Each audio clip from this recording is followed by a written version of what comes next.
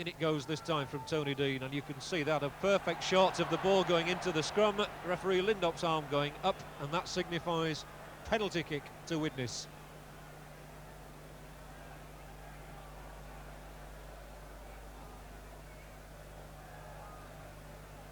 Now they're a costly item, a rugby ball, so again we want that one back. Does seem to take a long time, because they're used to a round ball here. Perhaps it's fooling them a bit. Elwell missing out O'Neill's, he came through, and Widnes playing it around well. Knock on by Hughes. The idea was good, but Eric Hughes just overstretching and couldn't control the pass.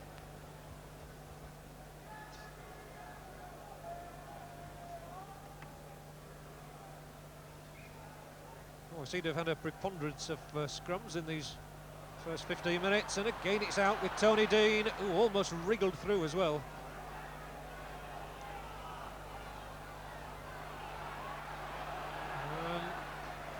That was Skerritt, still the world's costliest forward, Trevor Skerritt, £40,000 from Wakefield Trinity a couple of years ago. Nice little interplay between Norton and Topless. Norton's away, you'll hear them roar now. Norton, such an influential figure. He's got such a long stride as well, and he tore through that gap. Now Crooks, Lee Crooks, takes some stopping, doesn't he? Right under the post, perfect position for a drop goal if they don't get the trick. They're trying to work it back for Dean. He's a drop goal specialist, he's going alone, gets it back to Campbell, who's come up in the line. A good spotting by Adams, playing the captain's part. Topless, he can go, but not with two men hanging around his neck. And good tackling once more from the Widnes defence. But that break by Norton showing just how dangerous he is. And these vital psychological moments for Hull after heavy defeat at the hands of Widnes at the weekend. What's happened over the last 2 or 3 days is crucial. Again, it's out on the whole side. The referee, something wrong with it. And Topless, I thought he was going to weave his way past Eric Hughes. It didn't quite come off. Still here with Crooks. He won't go down. 2 tackles. Dean. Norton once more. Turn it was 2. Oh, and that was Trevor Skerritt once more trying to get on the action.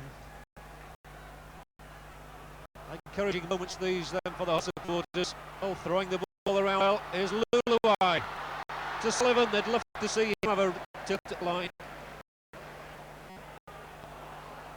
Luluai once more. Oh, he's good on the change of pace, isn't he? And James Luluai, the Kiwi, and drop goal at the first points of the match. Not quite. Lee Crooks very, very close, and the ball just drifting past that right-hand upright.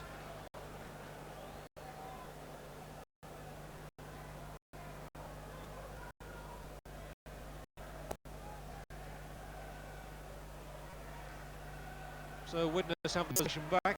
Prescott making the first inroads. Lockwood, Cunningham, like a bull is Eddie Cunningham. Scorer of 2 tries, of course, at Wembley. Lance Trophy winner Eddie Cunningham. He's missed much of this season. He's got a part to play in this match, all right. Oh, and if Gawley had taken that one, there could have been a dangerous moment for the whole defence, and he's lost the ball. Well, that was a bit of a letdown. Les Gawley looking very unhappy with life. Stewart in the background there hasn't touched the ball yet. And we're 17 minutes into the game. Well, Widnes haven't won a clean scrum yet, so they were thinking it's about time they did, as Andy Gregory feeds it. And again it's out to Hull. Tony Duke's had a marvellous start to this match. Oh!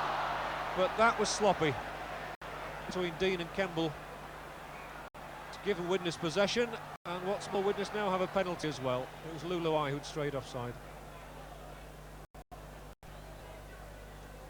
But I think that one aspect of this game that has to be mentioned is that Hull have had such a monopoly of the scrums. Tony Duke doing a marvellous job against Keith Elwell.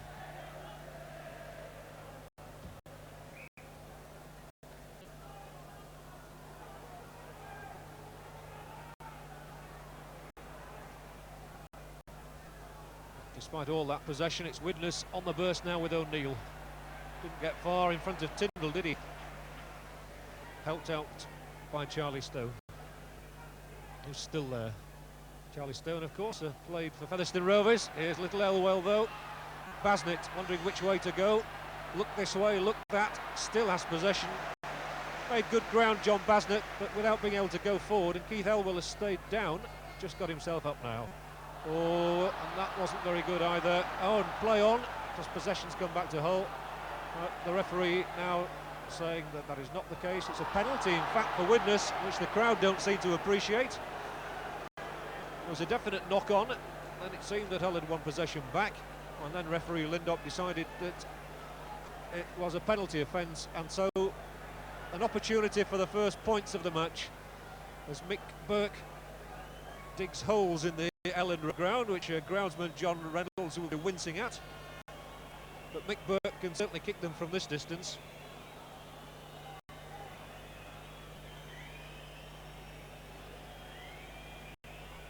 Only successful with the drop goals at Wembley this year, but he did kick 4 goals and score a try last year when winning the Lansdott Trophy against Hull Kingston Rovers.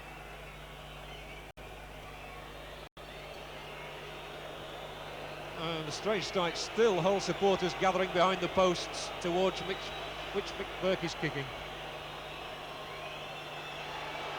We'll hear the roar if it's over. Certainly got the distance. Oh, what a good kick from Mick Burke.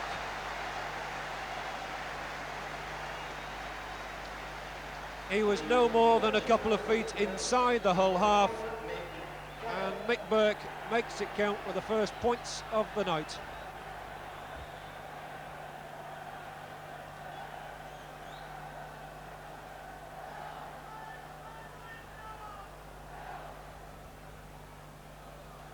So it's Widnes who take the early lead.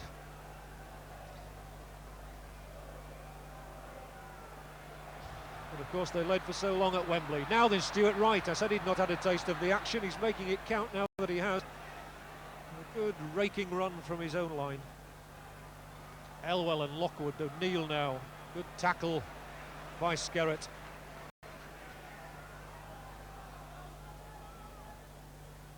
Whoops. For a moment I thought that Lee Crooks was going to catch him. Ooh, and O'Neill. Well, it was Lockwood actually going through, and it was a stiff arm tackle, and the trainer's going to be on for the first time in the game. Mind you, Brian Lockwood's taken a few punches in his time. I don't think that'll worry him too much.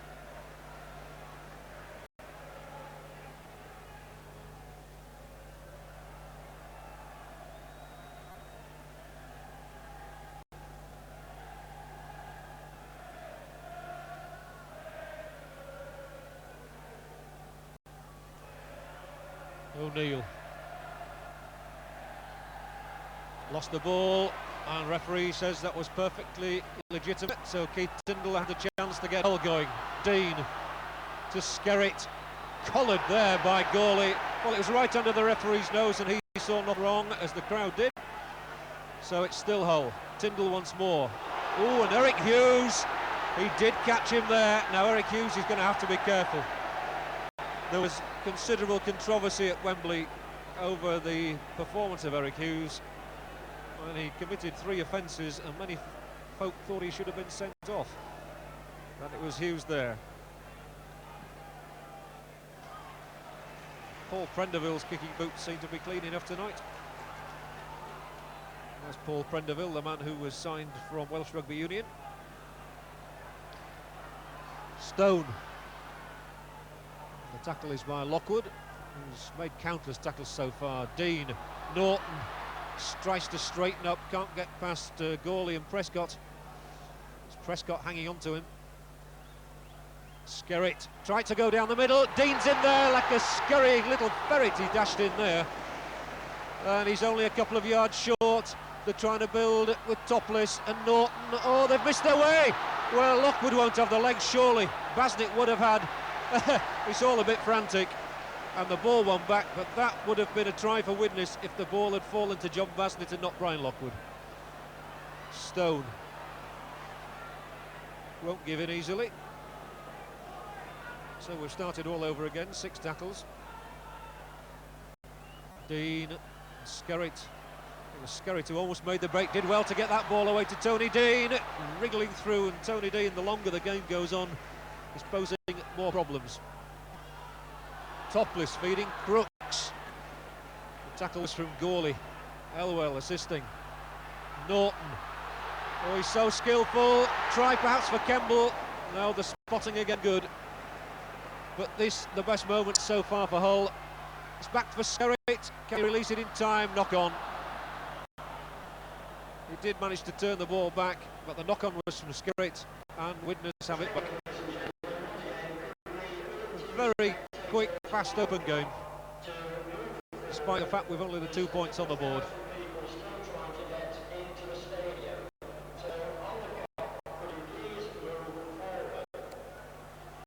Well, the popularity of rugby league typified by the fact that there are 2,000 people still outside the stadium, but for the moment all eyes are on that cluster of players.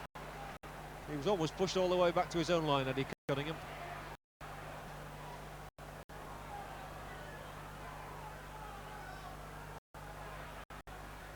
Lockwood. Oof. And that's going to be another penalty against Charlie Stone, I think it was, for a headbutt, which referee Lynch spotted. There you are, you see, he's telling everybody what happened. The bow of the head. Well, Brian Lockwood's in the wars. Out comes the trainer again. If he hasn't got a headache tonight, he never will.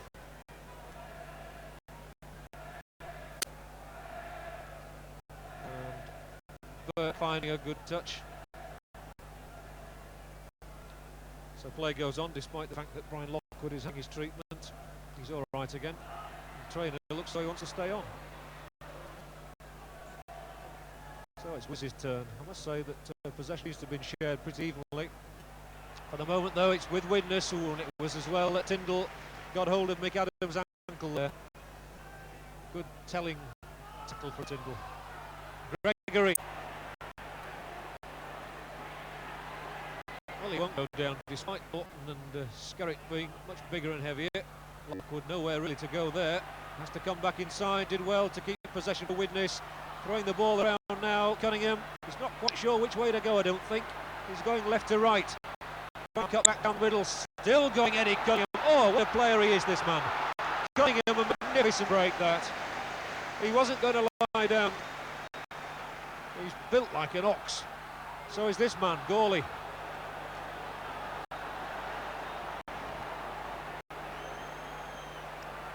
And referee Lindop has decided it's another penalty for Widnes. He's calling out Keith Tyndall, the man he spoke to a few minutes ago. It's like a battlefield out there at the moment. Cunningham and Basnett are sitting it out at one side of the pitch. Lockwood still feeling his head. And Mick Adams looks a little bit groggy as well. The trainer, in fact, never left the pitch after the treatment he administered to Brian Lockwood. So Mick Burke attempting to give Widnes a 4-point cushion as we approach the 30-minute mark. And still spectators filing around the back of the goalposts at the end towards which Mick Burke is kicking. Being fed into the crowd somewhere, and he'll try and kick the ball right over the lot of them. So he's had one successful kick. Can he make it two?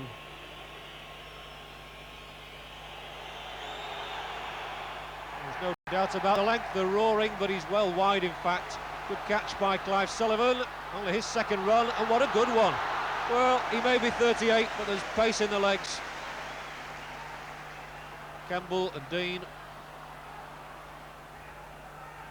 The Widnes tackling exemplary there. Oh, Tyndall's lost it. Could have been in a critical position as well, that.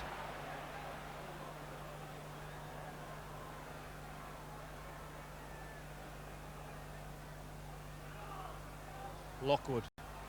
Almost a fortuitous slip. It almost helped him to wriggle his way through.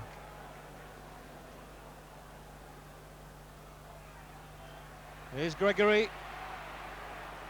Not seen those twinkling little toes much yet near the line, but Gregory's always capable of producing something a little bit electric. Adams. Oh, they've lost the ball this time though. And Hull have got it. Oh, the referee's already blown for the knock-on. He's apologising actually, Fred Lindop. He blew the whistle the minute the ball was knocked on and didn't really allow long enough for Hull to take advantage.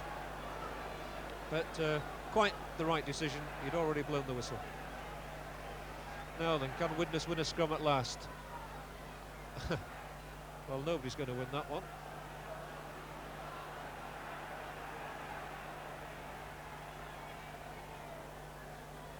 Well, the combination of Dean and Duke is working well, and they've won another scrum.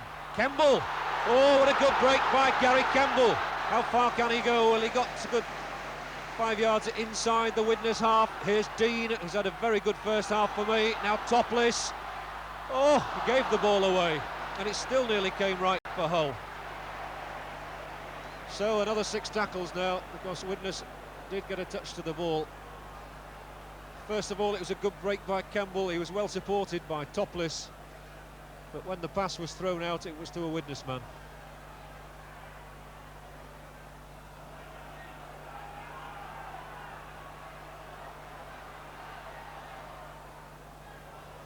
Charlie Stone, not much way through for him now. Norton's coming up on the burst. He timed his run perfectly, still in possession. It's Gregory with him.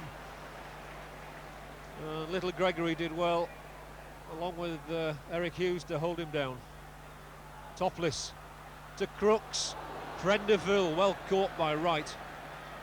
There wasn't much room for him in which to work there, but Stuart Wright managed to cling on. I think Prenderville complaining there about the service he got. That's what's known as a hospital pass in the trade.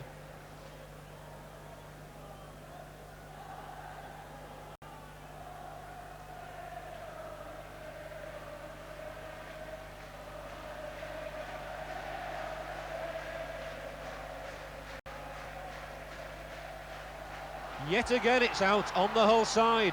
Dean tried to go it alone, thought of giving it to Topless, tried to get there himself.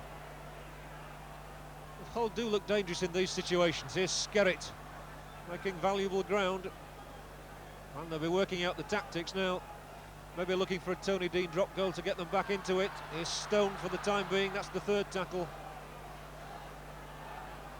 Dean coming back into it, feeding Lee Crooks.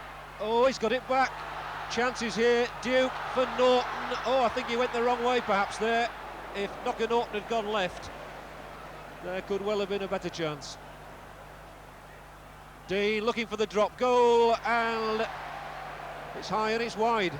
Well, that's surprising really, because Tony Dean is one of the drop goal specialists in the league, and one imagined he might well have picked up a point there for Hull. The scoreline then still Hull 0, Widnes 2, half an hour gone in this game. Not many points, but no shortage of excitement.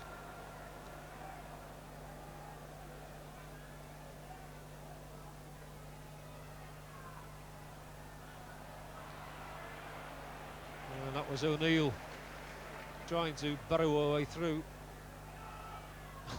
That fooled Elwell. Gregory raced past him and he never saw him go.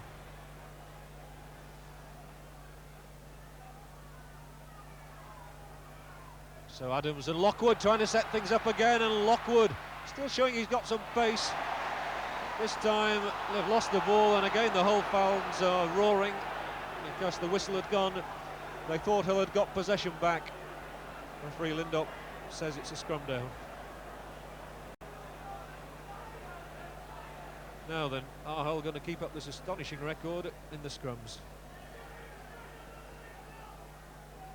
Arthur Bunting. Oh, Widnes have won the ball. Should be derisive cheers. Mick Burke still going. The first clean scrum that Widnes have won that. Let's see if they can make it count. Here's Prescott. Eric Prescott, who only made his first Wembley appearance last season after so many years in the game. Now looking to add another winner's medal. Gawley took that well, lost it in the end though, and this time Hull do have it back, and the referee's whistle stays out of his mouth. Dean scampering up and into position. He's looking very lively, is Tony Dean. Lulu eyes switched across there to try and get into the game. taking a leaf out of Eddie Cunningham's book. Well, Dean knocked the ball backwards, so referee Lindop quite rightly said play on.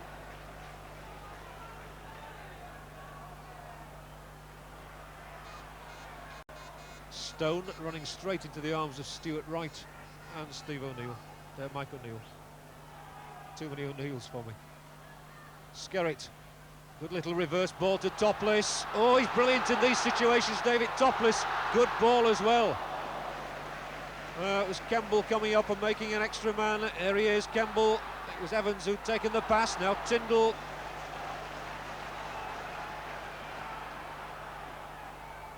Well, here's Topless. I thought he was going to attempt the drop goal for a minute. Skerritt trying for the gap. Trevor Skerritt. Well, they're not allowing him any room, and again the Widnes tackling, it keeps their line intact. But whenever either Norton or Dean or Topless has the ball, Hull look extremely dangerous.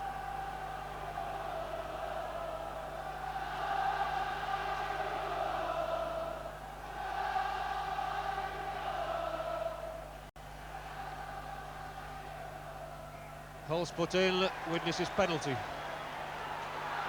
Oh, in fact it's taken so quickly by Hull, and there must be a try for Gary Campbell. Gary Campbell goes over, Hull are in the lead, and the man whose doubt was in fitness right up until the kick-off is getting the congratulations. They took the penalty so quickly, and Campbell had spotted the danger, came up 3-2 now for Hull. And we were just saying that in those sort of situations, Topless and Dean were looking dangerous, and when the chance came, Gary Campbell was in there and there was no stopping him.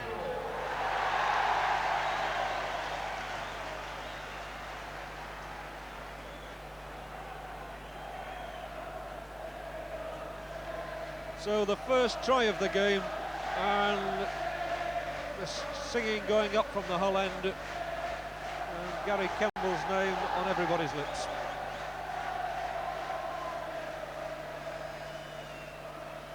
So Lee Crooks attempts to add 2 more points. The ex-Great Britain Colts captain trying to make it 5-2 for Hull. He clips it over. Up go the flags, and Hull from 2 points down are now 5-2 in the lead.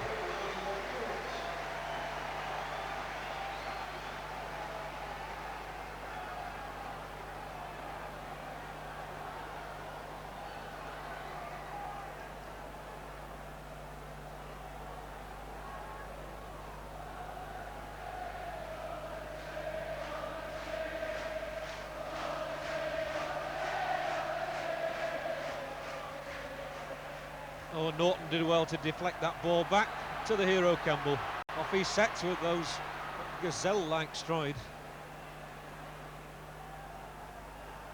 Duke throwing the ball for Crooks, gets into his stride. Halted abruptly by Elwell and Cunningham. Here's Skerritt now, and that try obviously encouraging Hull.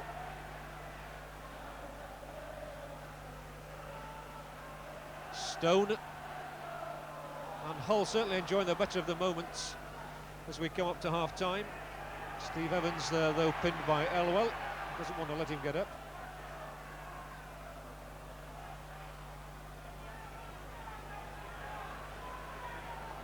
Back for Norton. Now what's he going to do? Slips it out to Stone. Topless, Prendeville, little cut through. And oh, Hughes has missed it. There could be a chance here. Oh, if Topless had been able to control that ball or dribble it on, we could have been talking about a second Hull try.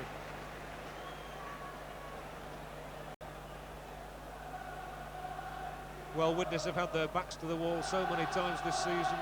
Only in the last minutes of their quarter-finals and semi-finals against Bradford, Northern and Leeds did they win their way through to the final. They have this never say die spirit. They've got the ball now. Hughes. Oh, he's well pinned by Evans.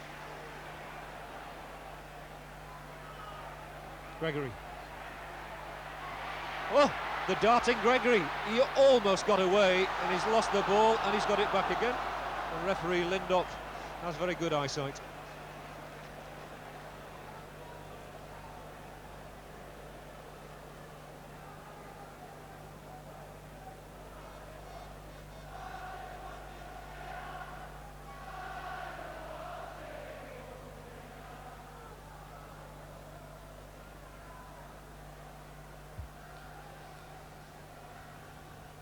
So Widnes would dearly love to get some more points on the sheet before half-time, but as they fed the scrum, referee Lindop awarded the penalty for Hull, and Paul Prendeville comes across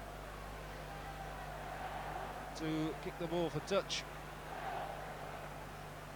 And so it's Hull in the ascendancy and on the attack. Right on the 25-yard line. 22 metres, as some people want to call it. To me, it'll never change from 25.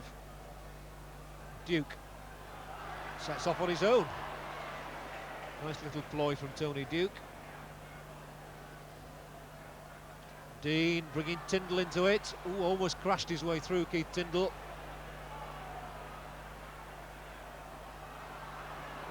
This time it's Duke who's brought down. Only a few yards from the line. Oh, this time the ball is dropped by Charlie Stone. So a bit of a breather for Widnes, who've been under siege in these last few minutes.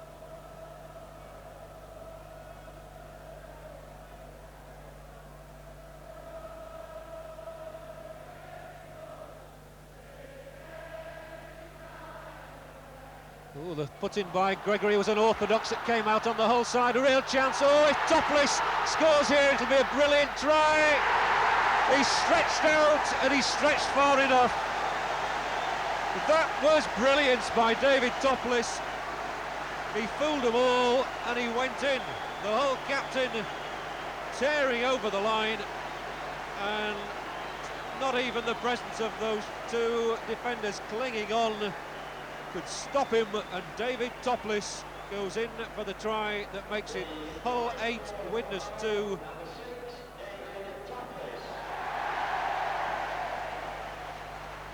Now, what a strange season it's been for David Topless, injured for so much of it, coming back at the perfect time and scoring that try.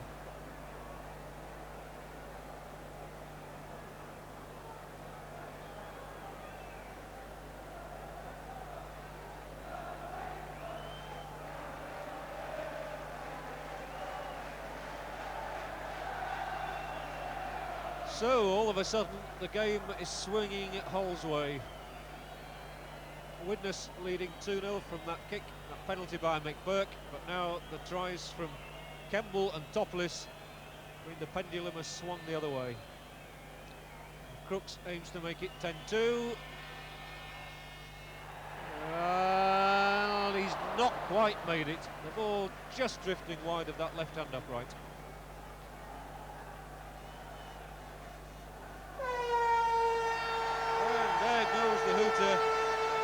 Well, you couldn't have had a more dramatic end to the first half than that. With those two tries from Gary Kemble and David Topless. Some very fine and fierce tackling in this first half. The game being played at a fast and furious pace. Some marvellous tackling on both sides. And for so long it looked as though Hull weren't going to find a way through, but they got the inspiration when they needed it most. And so it's the Hull supporters who are singing at half-time. The scoreline here at Ellen Road, Hull 8 points, Widnes 2. It's all to play for as the ball is spotted for the start of the second half. No substitutions. And as you see, Hull to kick off. And Lee Crooks gets us underway for the second 40 minutes. And the ball immediately picked up by Mick Burke. Nice little bit of dribbling by him. And brought down in the end by Trevor Skerritt. So Gawley now. Takes 3 to stop Les Gawley. Andy Gregory